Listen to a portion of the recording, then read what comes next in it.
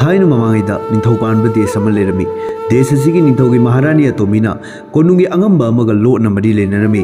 अंगंबा असिना नुति नुमित खुदिंगी नुपीगी फिजे छेचिले हारगा लोन तुमिना कोनुंगदा चंगदुना महारानी अतोमीका हेगे कुनारमी मरी असिदगी महारानी अतोमीना महाकी मपुरोइबा ओइरिबा निंथौ अदुबो हाथोपा पामनमे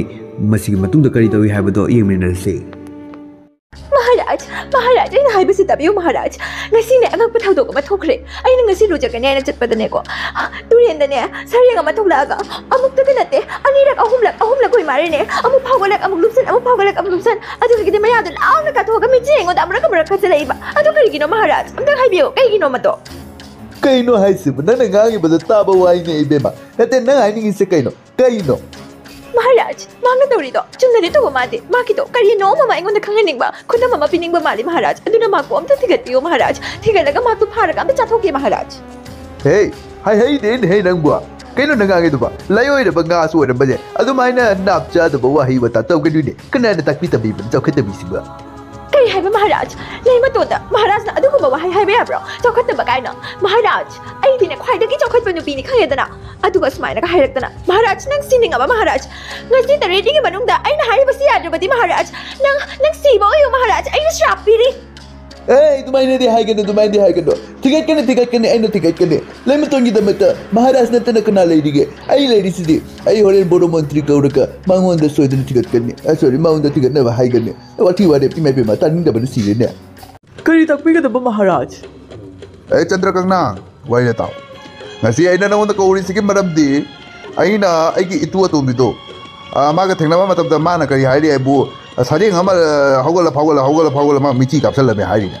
असे माना हाइब थिगलगा अमतक थोंगा पिजो हाइना सिबु कमाय तौ जानो लाइओइरबा सारेंग ओइरब तारगदि आई सिबा तारिने सिरसु इबु नंग सिजौवे अदुना नंगोदा सिना थोके तौबनि नंगना खरा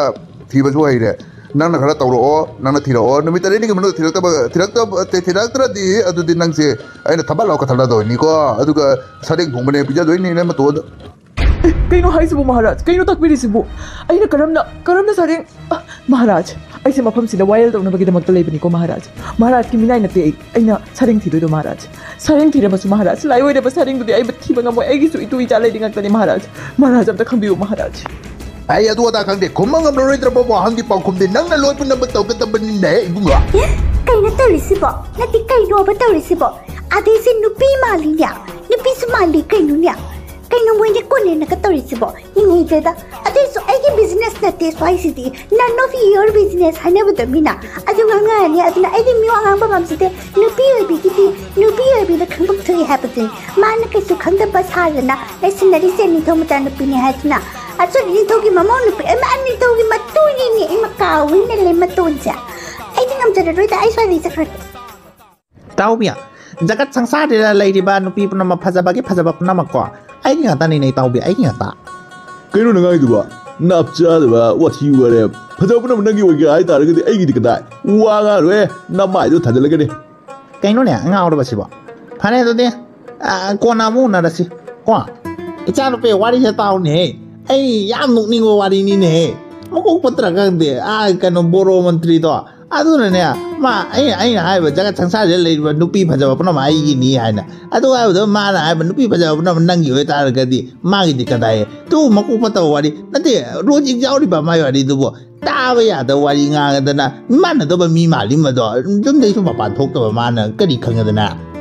adu ga gi de ai ga ma ka chaminari do nungsa sa ro chaminari do pi amu bo hang duk ta be wa ni adu ga di nga tan le ga urum yo ro ka da pi do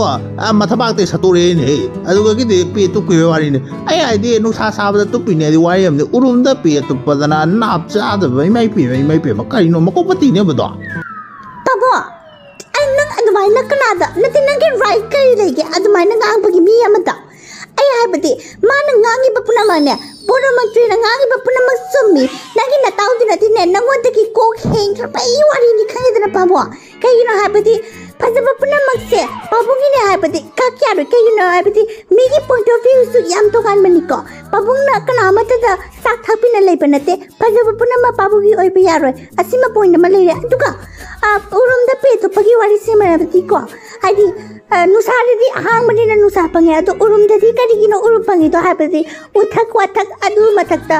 ꯎꯅꯥ ꯃꯌꯥꯝ ꯍꯧꯕꯗꯨꯅ ꯎꯔꯨꯝ ꯇꯥꯕꯅꯦ ꯑꯗꯣ ꯎꯅꯥꯗꯨꯒꯤ ꯃꯊꯛꯇ ꯇꯣꯡꯉꯤꯕ ꯎꯆꯦꯛꯇꯨꯅ ꯊꯤ ꯐꯥꯏꯗꯔꯛꯄ ꯇꯥꯔꯒꯗꯤ ꯃꯥꯒꯤ ꯃꯀꯨꯗ ꯇꯥꯔꯛꯀꯅꯤ ꯑꯗꯨꯅ ꯄꯦ ꯇꯨꯞꯄꯅꯤ ꯑꯗꯨꯕꯨ ꯄꯥꯕꯨꯡꯗꯗꯤ ꯊꯤ ꯃꯌꯥꯝ ꯇꯣꯛꯂ ꯂꯥꯛꯏꯗꯣ ꯄꯦ ꯇꯨꯞꯍꯧꯗꯕꯒꯤꯅꯦ ꯄꯥꯕꯨꯡꯗꯤ ꯏꯇꯩ ꯏꯇꯩꯔꯗꯅ ꯂꯥꯛꯏꯗꯣ ꯑꯗꯨꯅꯅꯦ ꯁꯛꯇꯥ ꯊꯤ ꯃꯃꯜ ꯂꯥꯛ ꯁꯛꯇꯥꯗꯨꯒ ꯄꯥꯕꯨꯡꯅꯦꯅ ꯍꯥꯏꯕꯨ ꯍꯥꯏꯅꯤꯡꯗꯦꯅ ꯏꯆꯥꯅꯨꯄꯤ야 ꯆꯨꯝꯃꯤꯅꯦ ꯅꯄꯥꯕꯨꯡꯗꯤ ꯑꯗꯨꯝꯕ ꯋꯥꯈꯜ ꯑꯃꯠꯇ ꯇꯧꯔꯨꯗ꯭ꯔꯦꯅꯦ ꯀꯣꯛ ꯌꯥꯎꯗꯕꯁꯦ ꯅꯄꯥꯕꯨꯡ ꯑꯣꯏꯔꯦꯅꯦ ꯑꯗꯨꯗꯤ ꯏꯆꯥꯅꯨꯄꯤ ꯅꯪ ꯕꯣꯔꯣ ꯃꯟꯇ꯭ꯔꯤꯗ ꯂꯨꯍꯣꯡꯉꯒꯦꯔꯥ ꯌꯥꯝ ꯁꯤꯡꯉꯤꯅꯦ ꯃꯥꯗꯣ ꯄꯩꯁꯥꯁꯨ ꯌꯥꯝ ꯄꯥꯏꯕ ꯃꯥꯜꯂꯤ ꯏꯆꯥꯅꯨꯄꯤ ꯅꯪ ꯃꯉꯣꯟꯗ ꯆꯦꯟꯖꯤꯟꯈ꯭ꯔꯣꯅꯦ ꯄꯥꯕꯨꯡꯅ ꯍꯥꯏꯗ꯭ꯔꯕꯁꯨ ꯌꯥꯏꯌꯦ ꯄꯥꯕꯨꯡꯅ ꯍꯥꯏꯗ꯭ꯔꯕꯁꯨ ꯌꯥꯏꯌꯦ ꯑꯩꯗꯤ ꯅꯍꯥꯟꯅ ꯃꯥꯒꯅꯦ ꯀꯣꯏꯅꯅ ꯂꯣꯏꯔꯕꯅꯤ ꯈꯪꯉꯦꯗꯅ ꯅꯍꯥꯟꯅ ꯗꯦꯇꯤꯡ ꯆꯠꯂꯨꯔꯕꯅꯤ ꯏꯁ ꯄꯥꯕꯨꯡꯅ ꯍꯥꯏꯗ꯭ꯔꯕꯁꯨ ꯌꯥꯏ ꯄꯥꯕꯨꯡꯗꯤ ꯁꯤꯡꯕꯗꯤ ꯑꯩꯅ ꯍꯦꯟꯈ꯭ꯔꯄꯣꯅꯤ ꯑꯗꯨꯅꯕꯨ ꯄꯥꯕꯨꯡꯗꯤ ꯊꯤ ꯇꯩꯔꯤꯕ ꯅꯠꯇ꯭ꯔꯣ ꯎꯆꯦꯛꯀꯤ ꯃꯊꯤ ꯇꯩꯔꯤꯕ ꯅꯠꯇ꯭ꯔꯣ ꯏꯁ ꯄꯥꯕꯨꯡꯅ ꯑꯁꯤ ꯁꯥꯔꯛꯀꯅꯨ ꯈꯪꯉꯦꯗꯅ ꯄꯩꯁꯥ ꯂꯨꯄा ꯄꯥꯝꯕꯤꯗꯤ ꯅꯆꯥꯗꯒꯤ ꯀꯅꯥꯅꯕꯨ ꯍꯦꯜꯂꯨꯅꯤ ꯍꯥꯏꯒꯦ ꯖꯒꯠ ꯁꯪꯁꯥꯔꯁꯤꯗ ꯅꯆꯥꯃꯨꯛ ꯄꯩꯁꯥ ꯄꯥꯝꯕꯤꯗꯤ ꯂꯩꯇ꯭ꯔꯕꯤ ꯇꯥꯃꯣ ꯍꯅꯨꯕ ꯑꯗꯨꯒ ꯇꯨꯃꯤꯟꯅ ꯄꯥꯝꯕꯤꯗꯣ ꯀꯩꯒꯤꯅꯣ ꯋꯥꯈꯜ ꯅꯨꯡꯉꯥꯏꯇꯕꯩ ꯃꯑꯣꯡꯗ ꯅꯪꯒꯤ ꯅꯃꯥꯗ ꯑꯁꯨꯛ ꯐꯖꯕꯤ ꯂꯥꯛꯄꯁꯦ ꯅꯪꯁꯦ ꯀꯔꯤꯃꯠꯇ ꯇꯥꯆꯨꯡꯗꯅ ꯂꯩꯔꯝꯃꯤꯁꯦ ꯀꯔꯤꯒꯤꯅꯣ ꯁꯥꯎꯔꯛꯀꯅꯤ ꯑꯗꯩꯗꯤ ꯁꯥꯎꯔꯛꯀꯅꯤ ꯈꯪꯉꯦꯗꯅ ꯋꯥꯈꯜ ꯅꯨꯡꯉꯥꯏꯇꯦꯅꯦ ꯀꯩ ꯍꯥꯏꯗꯣꯏꯅꯣ ꯈꯪꯗꯦꯅꯦ ꯄꯣꯊꯥꯐꯝ ꯈꯪꯗꯦꯅꯦ ꯑꯩꯗꯤ ꯄꯣꯊꯥꯐꯝ ꯈꯪꯗꯦ ꯅꯠꯇꯦ ꯋꯥꯈꯜ ꯅꯨꯡꯉꯥꯏꯇ꯭ꯔꯒꯕꯨ ꯎꯪꯗꯅ ꯂꯩꯗꯅ ꯀꯔꯤ ꯅꯨꯡꯉꯥꯏꯔꯣ ꯅꯪ ꯂꯥꯛꯑꯦ ꯍꯥꯏꯗꯅ ꯀꯌꯥ ꯐꯖꯔꯗꯅ ꯅꯪꯅ ꯐꯖꯕꯒꯤ ꯋꯥꯗꯤꯅꯦ ꯖꯒꯠ ꯁꯪꯁꯥꯔꯁꯤꯗꯅꯦ ꯑꯩ ꯅꯠꯇꯅ ꯀꯅꯥꯃꯠꯇ ꯂꯩꯇ꯭ꯔꯦ ꯐꯖꯕꯗꯤ ꯈꯪꯗ꯭ꯔꯣ ꯏꯁ ꯅꯪ ꯀꯣꯏꯕꯤꯔꯤꯁꯤꯅ ꯔꯥꯏꯕꯛꯇꯣ ꯆꯥꯕ꯭ꯔꯥ ꯏꯝꯔꯤ ꯌꯦꯡꯉꯣ ꯄꯥꯈꯪ ꯗꯃꯥꯗ ꯂꯩꯔꯤꯕꯁꯦ ꯍꯨꯟꯗꯣꯛꯑꯃꯒꯅꯦ ꯅꯪꯅ ꯃꯐꯝ ꯍꯦꯟꯅ ꯀꯣꯏꯔꯤꯕꯅꯤꯅꯦ ꯁꯨꯒꯔ ꯗꯦꯗꯤꯗꯤ ꯅꯪꯒꯤ ꯑꯗꯨꯝꯕ ꯋꯥꯏꯕ ꯇꯥꯗꯧꯔꯛꯀꯅꯣ ꯑꯩꯅ ꯀꯣꯛ ꯁꯥꯔꯤꯕꯁꯦ ꯅꯪꯁꯨ ꯈꯔ ꯋꯥꯔꯤꯁꯤꯡꯗꯣ ꯇꯝꯃꯒ ꯅꯪꯁꯨ ꯑꯋꯥꯕꯁꯦ ꯁꯔꯨꯛ ꯌꯥꯃꯤꯟꯅꯕ ꯌꯥꯕꯅꯤ ꯑꯗꯨ ꯅꯠꯇꯅ ꯑꯩꯉꯣꯟꯗ ꯍꯪꯒꯅ ꯁꯥꯎꯖꯜꯂꯛꯑꯗꯅ ꯅꯪꯅ ꯀꯩꯅꯣ ꯈꯪꯗ꯭ꯔꯤꯅꯤ ꯍꯥꯏꯔꯨꯁꯦ ꯇꯥꯃꯣ ꯍꯥꯏꯔꯣ ꯑꯩ ꯇꯥꯕꯤꯔꯒꯦꯕ ꯑꯁꯤꯗꯩꯗꯤ ꯕꯣꯔꯣ ꯃꯟꯇ꯭ꯔꯤꯅ ꯃꯥꯒꯤ ꯃꯇꯥꯎꯒꯤ ꯃꯆꯥꯅꯨꯄꯤ ꯍꯥꯏꯕꯗꯤ ꯃꯥꯒꯤ ꯒꯔꯜꯐ꯭ꯔꯦꯟꯗ ꯋꯥꯔꯤꯁꯤꯡꯗꯣ ꯆꯤꯊꯗꯅ ꯇꯝꯈꯤ ꯍꯥꯏꯕꯗꯤ ꯅꯤꯡꯊꯧ ꯀꯣꯅꯨꯡꯗ ꯀꯩꯅꯣ ꯃꯉꯣꯟꯗ ꯍꯥꯏꯔꯛꯄꯁꯤꯡꯗꯣ ꯂꯣꯏꯅꯃꯛ ꯇꯝꯈꯤ ꯑꯁ ꯑꯗꯨꯒꯤꯕꯣ ꯅꯨꯃꯤꯠ 9ꯗꯤ ꯐꯥꯗꯣꯔꯤꯅꯦ ꯇꯥꯃꯣ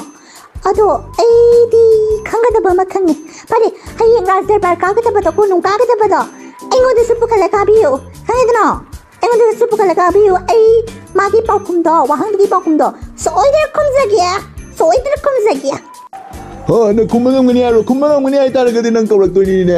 ꯂꯥꯛꯑꯣ ꯆꯠꯂꯁꯤ ꯑꯩꯈꯣꯏ ꯌꯨꯝꯗ ꯆꯠꯂꯁꯤ ꯅꯪ ꯑꯩꯒ ꯉꯁꯤꯗꯒꯤ ꯆꯦꯜꯂꯗꯕꯅꯦ ꯍꯌꯦꯡꯗꯣ ꯄꯨꯟꯅ ꯆꯠꯃꯤꯟꯅꯒꯗꯧꯕꯅꯦ ꯀꯣꯅꯨꯡꯗ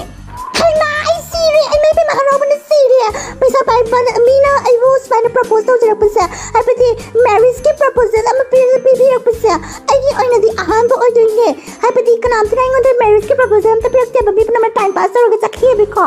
तंगसि अहानबो ओइना हनुबा अमने प्रपोज तौरए हनुबो जरसु कदौनि सना मेबे माइ ngamaroy मैम पुनः मनंगी पाखुम गायदुना लेरबने ngasi tarik ni subani Raj Darbar nang kabire edana pare lira o pakum do haira o wahang dugia inido sigi damata di ai pakum pizana bagi tamakta ai ke mau nauna tiba mau mai pujarake sorry kausinjarake ado mana sigi pakum se piba ngamjagani aiduna hairi banina ai mawanda pihandoine pare koro kanano koro kaugada koro aigi wife aigi darling tulasi laune jangna laune tulasi na desama pam na tungla bada mayam gi kumayo ibas karigino si khangbro mayam madam ditla sirani di kwai dagi mai ta bini na khangbro mayam gi mijen pamoi bi kumayo bi habidi sakpajabi amuka swage sakpajabi ay amaroida itum tan thagal pase kasin ko ay ona bathagal ay amaroida na sukra thagal ga dor tulasi hairo sarengi achumba pakhum do piro sareng na kari no mamit mana lau thoga michi khalabi hairi basai gi lema tonda hairo sarengi assemble lagla langjin putok pangam biti kana matna ngamoy tulasi na ngamgani habase me apna man su tapiyo tulasi di sarengi mapurne sareng putok na bagi tamatta iningto ahan ba thabakama ai iningto daki yatang ni sari habadi Dari mapanda. Ini toki konungi dari mapanda. Konghu tamat tolo. Konghu siya. Lipata na chong mangamba. Nupi na di chong mangamba ba konghu tamawelo. Aduda na oy batal ka di sarengi langalang sin sarengi. Asin ba lambi putok pangamgane. Hoine, adubudi taurage. Ado kanamata na di chong wai yaroi kay ado kamay. Pangrita. Ano may pima? Habitin niyo. Smile out to. Tao. Ano pa may ang tao? Ano yung sinalikon sabi ka ni? More kaya ano sabi ka ni? Ano lao? Ado ay taragin. Loy, tira trigo. Imay pima. Ito po. Iglay pa ito po.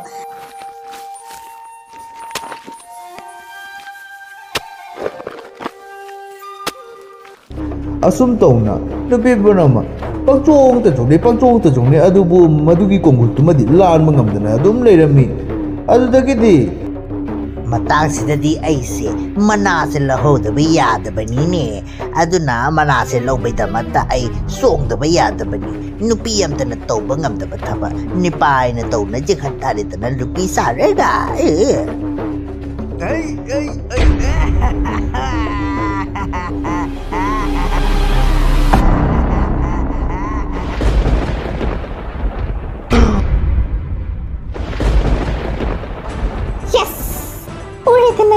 Ulitin na. Ziti huran padre ka na. Kanino nupi amata na chong mangamdraga masi lupi sina chong mangamliba sige maram si Karino ha ay ngonda amtang di kangan bigadra aduga tulasin na asigumba thawdo kasi pangthuwa liba si Karigino ay ngonda phajana sando na tao Pangliba di ining tao di ining tao na pangbagi hani nga lalita hatari ay nakangitana kayo na di ining tao Naging da tao di ba nasa lilasi di ining tao na ubang ang drene ha Naging nagpilay matonan niya tumin na ning tao di angam ba maratagin ni pahang ka na niya Habiti nupigipizilay to maga kano lematon nga nadi namit ko digi una riba amati koy bat sa minariba sa koy na riba sa ning tao di usin na din natin una usin na ba yamali Ado ining to nandi sijakra norok ta tarura ha lematon na ingon nam thakto ba lematon Kay nonoy na haribase ay mo alam pang thada bidi sa karikino ining tao na ay ngonda nay matuwa na kauriba sa karikino kanglabda ay se nupi ahong ni manong da atong bini aduna na ngonda nay matun kauriba se adoy di ining tao sa nupi ahong tirabati ay na karigi damaki ay na wajaru ni hage ay sunupa ama hena koy bada extra affair to bada kariga balerga ay ngonda sing na kumeo ha ay so ay gi power laser bani women empowerment gi matam ne hojik ti nupi sunupa su right chap managa da bani aduna ay na nupa koy jari base ay gi right ki damak tani ay lale ay ba ay san khanjade ay chume lematon sagut kanu nang asuk pikpa wari se nang asuk chaw na Karigino puthwali base leba maya mamangda Sareng gi Karigino nang wahang ka puthokta na Sareng ka thihanda na tawri basibu nang chumna ingona la hayo ay ni pa koy na ningi ni pa koy na ga an hayo ay na koy na haloy tra ay pige na nang Karigino ay butsangan haliba maya mamangda Lanzere, Lanzere, ay ati tau zara ining tau ay na di khali, hojing matam sa Hijam na inorabani ay nakhanzarubani ining tau ay lan kara ay tau zate ining tau ay kain tau zate alan ba tau zate ining tau ay di chumna bayan na mukcha bagiwani ay di kain tau zakiti. lali badi ay ni ining taw maya mamang da ining taw bu chaphan ba ay na ining taw ginupi lematon bu koina robase yamna lali bani ay gi irani ining taw ayum halagi ining taw ayum yam chadingi iman ngai da mani sading thong amani ay jale Do like, share, and subscribe.